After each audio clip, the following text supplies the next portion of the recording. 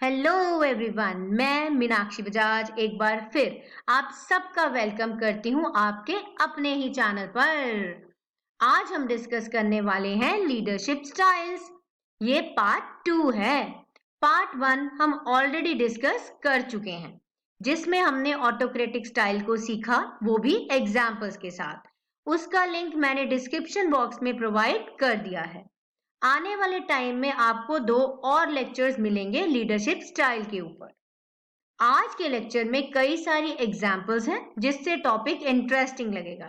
तो चलिए स्टार्ट करते हैं आज का video lecture with lots and lots of positive energy. आज का टॉपिक स्टार्ट करने से पहले हम एक छोटा सा रिकैप ले लेते हैं, कहीं आप भूल ना गए हो कि लीडरशिप स्टाइल क्या होता है। एक लीडर को बहुत सारे काम करने पड़ते हैं। वो अपने फॉलोअर्स को डायरेक्शंस देता है, मोटिवेट करता है, उन्हें गाइडेंस देता है कि सही काम कैसे करना है, मैनेज करता है उनके कन्फ्लिक्ट्स को जब भी उनमें मतभेद होगा। तो कई सारे काम करने हैं। यहाँ पर ये बहुत जरूरी है कि इन कामों को करवाते समय वो कैसा बिहेवियर अपनाता है। हर एक लीडर का अपना अलग स्टाइल होता है। अगर एक लीडर एक एप्रोप्रिएट स्टाइल, एक सही स्टाइल को चूज करता है, तो वो बहुत ही शानदार काम कर सकता है। वो अपने फॉलोअर्स को मोटिवेट कर सकता है कि उनकी परफॉर्मेंस बेहतरीन हो जाए, क्रिएट कर सकता है एक ऐसा माहौल जिसमें सबका मन करे कंपनी के लिए ज्यादा से ज्यादा और बेहतर काम करने का, इनोवेशंस करें लोग, जिससे कंपनी की तरक्की होती चली जाए। आज हम जो स्टाइल डिस्कस करेंगे वो है डेमोक्रेटिक स्टाइल। पर उससे पहले एक बहुत जरूरी बात, आप मेरे चैनल को सब्सक्राइब कर लीजिए ताकि मैं जब भी कोई नया वीडियो लेक्चर डालूं उसकी नोटिफिकेशन आपको तुरंत मिल जाए। लेक्चर को भी पूरा सुनिए ताकि टॉपिक अच्छे से समझ आए। वीडियोस को ज्यादा से ज्यादा शेयर कीजिए क्योंकि नॉलेज तो बढ़ाने से बढ़ती है। ये है वो चार्ट जो मैंने आपको पिछली प्रेजेंटेशन में भी दिखाया था। ऑटोक्रेटिक और अथॉरिटेरियन स्टाइल को हम ऑलरेडी डिस्कस कर चुके हैं। आज का जो हमारा स्टाइल है वो है डेमोक्रेटिक या पार्टिसिपेटिव भी इसे बोला जाता है। तो चलिए स्टार्ट करते हैं इसको डिटेल में समझना। डेमोक्रेटिक स्टाइल के कई सारे नाम हैं। इसे पार्टिसिपेटिव भी बोला जाता है, कंसल्टेटिव भी बोला जाता है, मतलब सबका सेम ही है। तो क्या होता है डेमोक्रेटिक स्टाइल? डेमोक्रेटिक स्टाइल का मतलब ये है कि जहां पर लीडर सबकी सहमति से चलेगा। म्यूचुअल कंसेंट का मतलब होता है सर्व सहमति। जब एक टॉपिक पर सब लोग बोलेंगे कि ये सही तरीका है, तभी डिसीजन लिया जाएगा। कोई भी डिसीजन लेने से पहले हर एक सबऑर्डिनेट को पूछा जाएगा, कंसल्टेशंस होंगी लोगों में। इसका नतीजा क्या होगा? इसका नतीजा होगा जॉब सेटिस्फेक्शन। सबको लगेगा कि मैं जॉब की तरफ अपनी जिम्मेवारी पूरी कर रहा हूं। जॉब सेटिस्फेक्शन आएगी तो लोगों की प्रोडक्टिविटी भी बढ़ती जाएगी, सबका मोरल हाई होता जाएगा। जिस कंपनी का लीडर एक डेमोक्रेटिक स्टाइल को अपनाएगा तो उस कंपनी की क्या कैरेक्टरिस्टिक्स होंगी? सबसे पहली कैरेक्टरिस्टिक तो ये होगी कि हर एक टीम मेंबर को पार्ट बनाया जाएगा डिसीजन मेकिंग का। जब मैं ये वर्ड बोलती हूँ हर एक को, इसका मतलब ये नहीं होता कि एक एक एम्प्लॉय को जाके पूछना है। टीम में डिस्कशन होगी और मेजॉरिटी मतलब ज्यादातर लोग जिस बात के ऊपर एग्री करेंगे वही डिसीजन लिया जाएगा। अथॉरिटी की डेलीगेशन होगी, अथॉरिटी लोगों में बांटी जाएगी।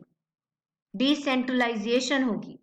माय डियर लर्नर्स, डेलीगेशन का और डिसेंट्रलाइजेशन का डिटेल में वीडियो लेक्चर मेरे चैनल पर अवेलेबल है, तो आप उसे वहां से सुन सकते हैं और अच्छे से समझ सकते हैं। जिस कंपनी का लीडर डेमोक्रेटिक स्टाइल को अपनाएगा वहां पर 2 वे कम्युनिकेशन होगी। सीनियर्स भी अपनी बात बोलेंगे और जूनियर्स की भी सुनी जाएगी। इसका नतीजा ये होगा कि लोग समय समय पर अपनी सजेशंस देंगे, राय देंगे, लोग इनिशिएटिव लेंगे, खुद से आगे आएंगे। कोई भी काम अगर खड़ा होगा तो लोग रिस्पॉन्सिबिलिटी लेने को तैयार हो जाएंगे। सुना जाएगा सजेशंस को, प्रॉब्लम्स के हल ढूंढे जाएंगे, जिसका नतीजा ये होगा कि हर एक एम्प्लॉय को तसल्ली होगी, कंपनी में काम करना अच्छा लगेगा लोगों को। अब इस स्टाइल को समझने के लिए हम एक एग्जाम्पल डिस्कस कर लेते हैं। एग्जाम्पल है यहाँ पर मिस्टर रोहित के बारे में। वो XYZ जो कंपनी है उसको लीड करते हैं, लीडर है वहां के। अब कंपनी में एक मुसीबत आ गई है। मुसीबत ये है कि तनख्वाह के ऊपर बहुत ज्यादा खर्चा हो रहा है और कंपनी चाहती है इस खर्चे को कम किया जाए। तो जैसे कि मिस्टर रोहित की आदत है, वो एक पार्टिसिपेटिव लीडर है। वो एक मीटिंग बुलाते हैं और सोचते हैं कि सबकी राय ली जाए, फिर ही ये डिसीजन लिया जाए कि तनख्वाह के ऊपर खर्चा कैसे कम किया जा सकता है। मीटिंग में सारी टीम आकर बैठती है। अब सब लोग अपनी अपनी राय दे रहे हैं। सबसे पहले तो मिस्टर रोहित ही ये बात बोलते हैं कि चलिए डिस्कस करते हैं कि इस प्रॉब्लम को कैसे स्टडी करना है। हर एक ऑप्शन को डिटेल में स्टडी करेंगे और ये भी देखते हैं कि कितनी कॉस्ट हम कम कर सकते हैं। सबसे पहले आइडिया आता है। उसमें एक एम्प्लॉय बोलता है कि मुझे लगता है जिन लोगों की तनख्वाह बहुत ज्यादा है उनको काम से निकालना चाहिए। जिनकी हाईली कंपनसेटेड लोग हैं उनको काम से निकाल दो। दूसरा पर्सन ये कहता है कि मैं इस बात को तो मानता हूं कि तनख्वाह के ऊपर बहुत खर्चा हो रहा है, पर मैं इस आइडिया को नहीं मानता कि जिनकी तनख्वाह ज्यादा है उनको काम से निकाल दो। हमें हर एक डिपार्टमेंट में से कुछ परसेंटेज लोगों की बाहर करनी चाहिए, ऐसे ही नहीं निकाल देना चाहिए। उस पर से एक और एम्प्लॉय अपनी राय देता है। वो ये बोलता है कि अगर हम इस तरीके से प्रोफेशनल्स को काम से निकालेंगे तो हो सकता है कंपनी के ऊपर बुरा असर आए। हमें कोई नई तरीका ढूंढना चाहिए, नई स्ट्रेटजी बनानी चाहिए।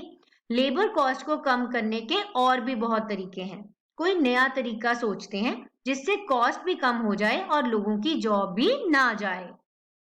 इस एग्जाम्पल को समझते हुए एक बात तो क्लियर हो गई कि मिस्टर रोहित हर एक प्रॉब्लम को अपने सबॉर्डिनेट्स के साथ डिस्कस करते हैं, लोगों के आइडियाज को सुनते हैं, गौर करते हैं आइडियाज पर, तभी कोई डिसीजन लेते हैं। और अगर आपने एग्जाम्पल ध्यान से सुनी तो ये देखा होगा कि लोग एक दूसरे की तरफ काफी रिस्पेक्टफुल हैं और बहुत ही प्रोफेशनल तरीके से बात कर रहे हैं। सब लोग मिलकर बैठे हैं, सजेशंस दे रहे हैं और एक बेस्ट सोल्यूशन ढूंढने की कोशिश कर रहे हैं।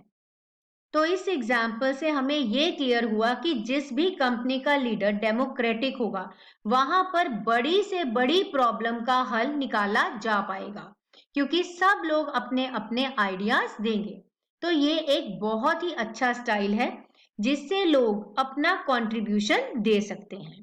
तो माय डियर लर्नर्स, अगर एग्जाम्पल की मदद से आपको ये स्टाइल अच्छे से समझ आया है तो चैनल को सब्सक्राइब करना मत भूलिएगा।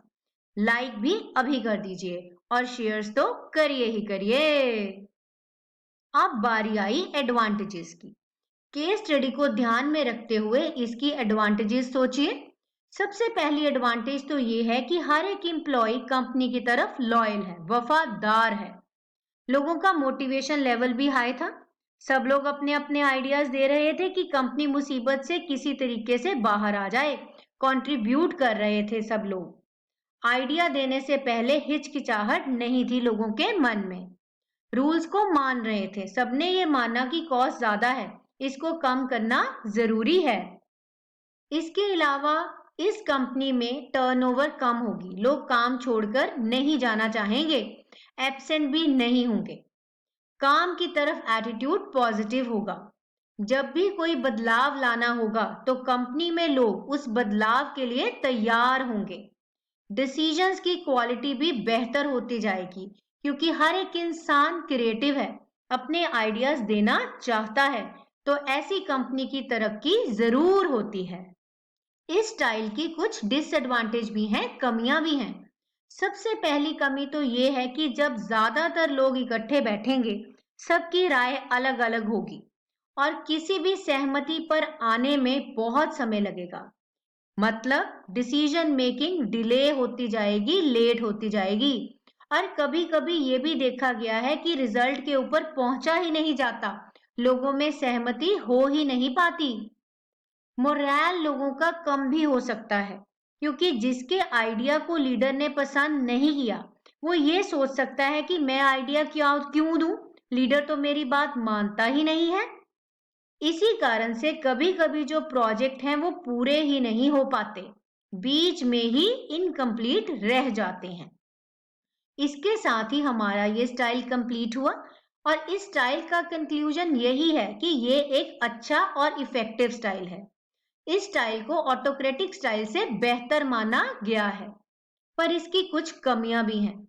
फ्रीडम तो बहुत है, पर प्रॉब्लम ये है कि लोग एक दूसरे के ऊपर डिपेंडेंट हो जाते हैं।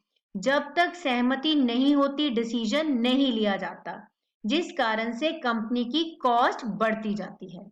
तो माय डियर लर्नर्स, इसके साथ ही हमारा ये स्टाइल कंप्लीट हुआ। हम मिलेंगे बहुत जल्द एक नए वीडियो लेक्चर में, और उसमें हम और स्टाइल्स को भी डिस्कस करेंगे, वो भी इंटरेस्टिंग एग्जांपल्स के साथ। तो भूलिएगा नहीं, लाइक, शेयर एंड सब्सक्राइब। मिलते हैं बहुत जल्द।